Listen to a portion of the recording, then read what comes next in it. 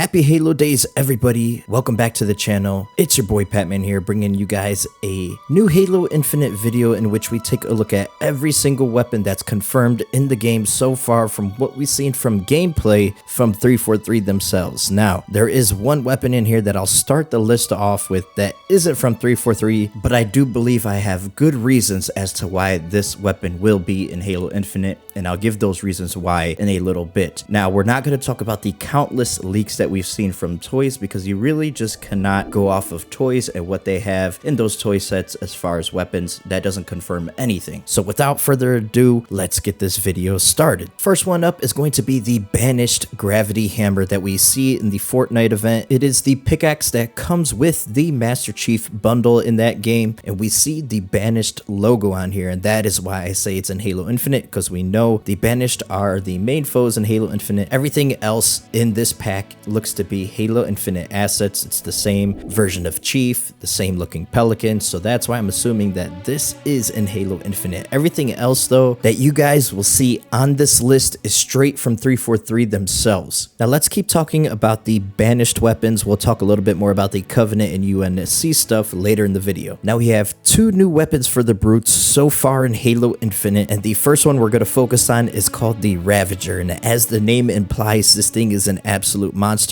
I cannot wait to get my hands on this weapon. Probably the most intriguing weapon that we've seen gameplay wise so far. Now, according to an article on IGN where they actually interviewed 343 after the initial gameplay reveal in 2020, it says that the Ravager is a banished 3-round burst energy weapon that runs on plasma fuel. The fuel level is, as always, represented by a percentage in the bottom right corner of your HUD, and that there is a blade on the end of it, of course, keeping up with the brute aesthetic, that slightly increases your melee damage. Now, as soon as you start to shoot this beast, you'll see an option to vent the weapon to prevent it from overheating. You can see how close this weapon is to overheating underneath the reticle on screen. Now, the other new weapon that we're getting from the Banished is a pistol, and it's called the Mangler. Now, stay tuned to the channel, guys, because I'll be unboxing the Nerf replica of this weapon pretty soon on the channel. So make sure you guys hit that subscribe button and hit the bell notification so you guys see when that video goes live.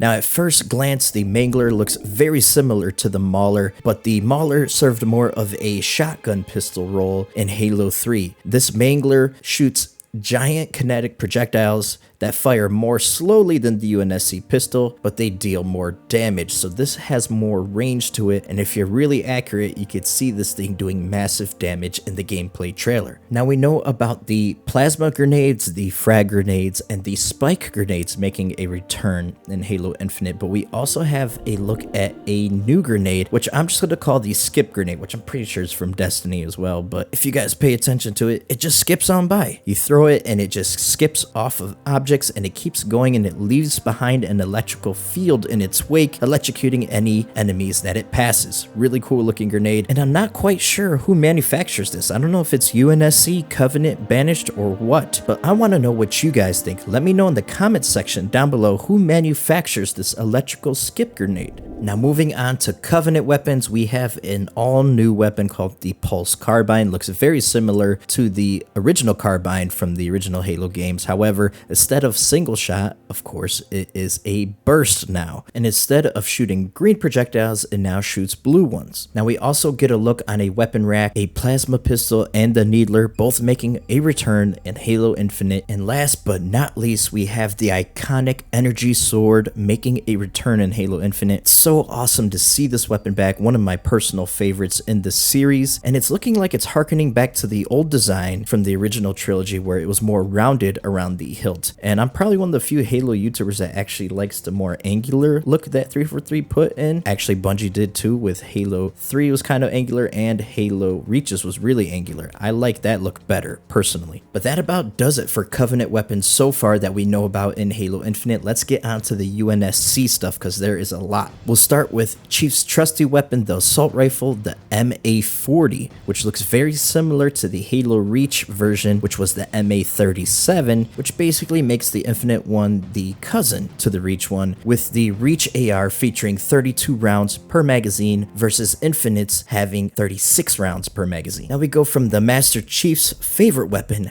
to every sweaty Halo multiplayer Spartan's favorite weapon, the battle rifle, making a return in Halo Infinite. Now this design looks very similar to the Halo 2 rendition of the battle rifle, which makes me personally happy because that is my favorite aesthetically and performance wise. That is the best BR in my opinion. Now this does feature a rail system at the top of the battle rifle, and the scope looks kind of bigger than what we're used to from previous battle rifles, which makes me wonder if we'll be able to switch out the sights for this weapon. Next up, we have the VK78 Commando, which is a UNSC rifle that can go full auto and is good for mid to long range. Now, this gun does feature a 3x zoom in feature through the HUD, and I think this one's really interesting looking. A lot of people kind of had some backlash when it came to this gun, but it reminds me of any Destiny players out there who played the original Destiny. The very first weapon you get in Destiny 1, I believe it was called the Kvostov. I'm probably butchering the pronunciation of that gun, but it looks very similar to that gun, especially with the recoil pattern, and I really liked that gun in Destiny, so I'm hoping I like it in Halo. Let's talk about the MK50 Sidekick, the new pistol in Halo Infinite that 343 compares to the Halo 2 version of the Magnum. Very fast shooting and is considered a true sidearm pistol that is lightning fast to draw and fire, truly excelling as a reliable backup when your primary weapon is depleted and a brute is bearing down on you. Now, another new weapon in the UNSC arsenal is the CQS-48